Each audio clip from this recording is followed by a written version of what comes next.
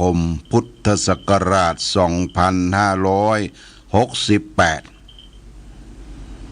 ตรงกับเดือน11ใต้เดือนเกี่ยงเหนือแรม4ค่ำปีมะเสงงูเล็กวันนี้เป็นวันเสาร์วันหยุดญาติโยมนะวันนี้เป็นวันสำคัญวันหนึ่งของวัดพระพุทธบาทอุดมก็จะมีการทำบุญทอดกฐินสามัคคีกฐินสามัคคีนั้นที่เป็นประธานก็คือคณะศิษยานุศิษย์หลวงพ่อธรรมชโยวัดพระธรรมกายเป็นการทำบุญอายุวัฒนมงคลพระเดชพระคุณหลวงพ่อวัดพระธรรมกายครบ81พรรษาก็จะเริ่มพิธีตั้งแต่9 โมงเป็นต้นไปในญาติโยมนะญาติโยมที่เขาได้รับบัตรรับซองได้ให้ได้หอมแป่งต้นกันแต่ละหมวดก็ขึ้นมาร่วมกันเพื่อจะได้ร่วมทอดกฐินสามัคคีที่ศาลาพุทธบริษัทดังทิศเหนือของวิหารวัดพระพุทธบาทอุดมก็เชิญชวนทุกท่านนะได้มาร่วมอนุโมทนาปีหนึ่งครั้งหนึ่งก็จะมีการทำบุญทอดกฐินในเวลาการตานนั่นก็คือหลังจากออกพรรษาแล้วแรม1 ค่ำไปถึงเดือนยี่เป่งนี่ก็1 เดือนนี่กำหนดเป็นการทำบุญทอดกฐินของแต่ละวัดวาอารามมีทั้งกฐินราชกฐินหลวงกฐินราชก็คือกฐินทั่วไปวัดวาอารามทั่วไปที่ราษฎรได้จับจองไว้กฐินหลวงนั่นก็เป็นกฐินพระราชทานจากพระบาทสมเด็จพระเจ้าอยู่หัวพระราชทานให้หน่วยงานต่างๆได้ไปทอดในพระอารามหลวงนี่ก็มีทุกที่ทุกแห่งทุกคนในประเทศของเราก็มีการทำบุญทอดกฐินวันนี้เป็นการกำหนดงานทอดกฐินสามัคคีของวัดพระพุทธบาทอุดมเริ่มตั้งแต่9 โมงเด้อญาติโยมทอดกฐินเสร็จอนุโมทนาแล้วก็จะได้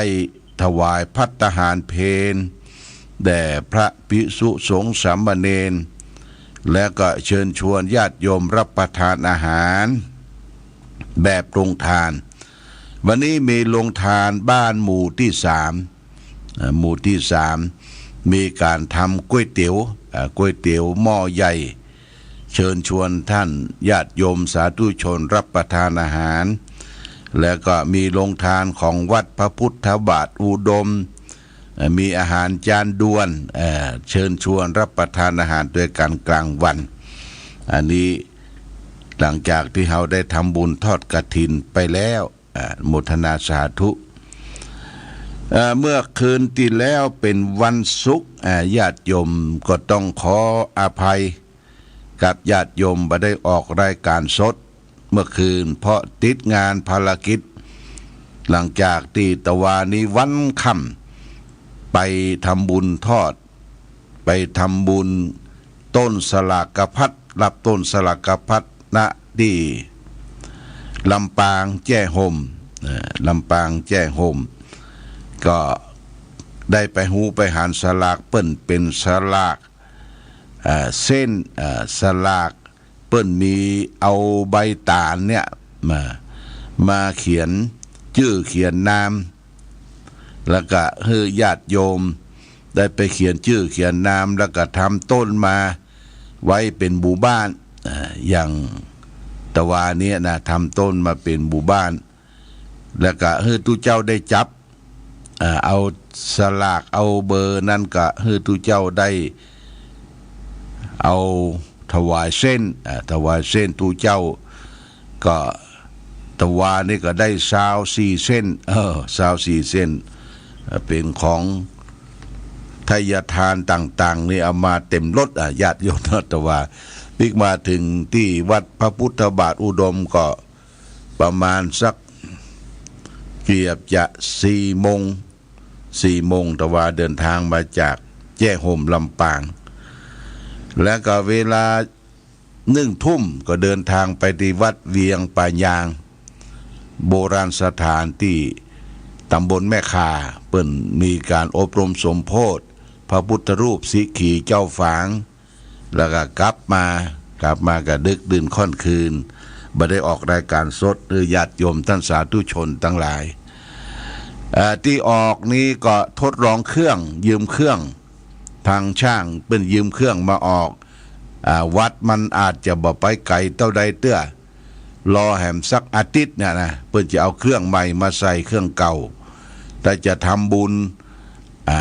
วิทยุเมื่อใดก็จะบอกเนอะญาติโยมเพราะเอาต้องใจสตางค์อยู่ประมาณ 2-3 หมื่นบาทเป็นค่าเครื่องใหม่เนี่ยนะเครื่องใหม่เครื่องเก่านี่มันสำรุดสุดโทรมไปได้ทำเครื่องใหม่ได้ทำนี่แหละปีกหรือทำเสาวิทยุใหม่คือมันดังคือมันถนัดทัดทีญาติโยมว่ามันง่อมนะหลวงพ่อเราง่อมบ่ได้ฟังเสียงธรรมะบ่ได้ฟังเสียงหลวงพ่อบ่ได้ฟังเสียงสวดมนต์มันง่อมมันเหงาก็พยายามจะจัดรายการและก็ทำผังรายการให้ศรัทธาญาติโยมท่านสาธุชนทั้งหลายได้รับทราบรับฟังกันต่อไปแล้วก็จะทำบุญสักวันเนอะทำบุญวิทยุเนี่ยปุ้นก่อนเลี้ยวเดือนยี่ก่อนก็ได้เนาะเลี้ยวเดือนยี่เขาก็ทำบุญวิทยุเปิดให้ญาติโยมมาทำบุญสุนทานเพื่อเป็นแหล่งเผยแพร่ธรรมพระธรรมคำสอนขององค์สมเด็จพระสัมมาสัมพุทธเจ้าของเราวิทยุนี่มีความสำคัญเพราะการเผยแพร่ประเดี๋ยวนี้เอาบ่จ้องจำเป็นที่จะเดินทางไปเผยแพร่เอาเพียงแต่มีวิทยุรับฟังทั้งมีเครื่องส่งมีวิทยุรับฟังกับฟังที่บ้านอาจจะฟังเวลาทำการทำงานตื่นขึ้นมาทำการทำงานก็เปิดเครื่องรับฟังได้นะการเผยแพร่ธรรมสมัยใหม่มันถึงบ้านถึงจองของพ่อแม่พี่น้องอันนี้ก็ขอฝากไว้วันนี้วันที่11นะ11นี่ก็การตั้งบำเพ็ญบุญกุศลศพของคุณฐานิชกมลรัตนานายกเทศมนตรีเทศบาลตำบลเวียงฝางคืนนี้ก็จะเป็นคืนสุดท้ายหลวงพ่อก็จะได้ไปเทศไปแสดงธรรมวันพรุ่งนี้เพิ่นจะมีงานพระราชทานเพลิงศพแล้วก็ที่วัดเจดีย์งามแล้วก็มีงานสลากโดยพรุ่งนี้สลากของวัดเทพอำนวยเนี่ยมันพวกเนี่ยวัดเทพอำนวยเปิ้นจะตานสลากเข้าไปที่ทำบุญสลากแล้วก็ไปงานศพแล้วก็ไปงานศพก่อนแล้วไปทำบุญสลากแล้วก็ไปส่งศพที่เทศบาลที่ประชาเทศบาลบ้านต้นหนุนต่อไปอันนี้ก็แจ้งญาติโยมท่านสาธุชนทั้งหลายวันนี้ได้มาตักมาตวยกันเพื่อจะได้เตรียมความพร้อมเดี๋ยวก็จะลงไปเตรียมการเตรียมงานทำบุญทอดกฐินสามัคคีณที่ศาลาพุทธบริษัทสามัคคีเนอะแล้วก็ชมรมผู้ปฏิบัติธรรมประจำวันเสาร์แม่จงดีเชื่อกันทาเสร็จภารกิจละขึ้นมาเตรียมกาแฟเตรียมอย่างเพื่อจะได้เลี้ยงดูปู่เสือต้อนรับศรัทธาญาติธรรมทุกท่านที่มาทำบุญสุนทานในวันนี้ตัวก็เจริญพรทุกท่านได้ร่วมบุญร่วมกุศลด้วยกันเอาละวันนี้รายการธรรมะประทีปส่องต่างได้มาพบก็ฝากหลักธรรมเป็นข้อคิดว่าทำที่คนให้คนงามเนี่ยมีสองอย่างทำให้คนงามมีสองอย่างคือขันติความอดทนโสรจะคือความเสงี่ยมเจียมตนอยากจะเป็นคนงามจะไปวู่วามโกรธง่ายทำตนเห็นแก่ได้จะไปหวังน้ำใจจากเพื่อนจากฝูงอันนี้ก็ญาติโยมท่านสาธุชนเขาก็ร่วมด้วยช่วยกันเป็นคนงามก็คือมีความอดทนต่อทำการทำงานอดทนต่อความลำบากความเจ็บไข้ได้ป่วย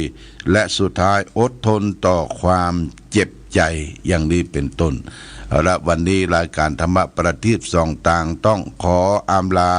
จากญาติโยมท่านสาธุชนไปก่อนรายการธรรมะประทีปส่องต่างต้องขอลาก่อนขอผู้ฟังจงตั้งมั่นจิตหันษะด้วยธรรมะขององค์พระพุทธาได้นำพา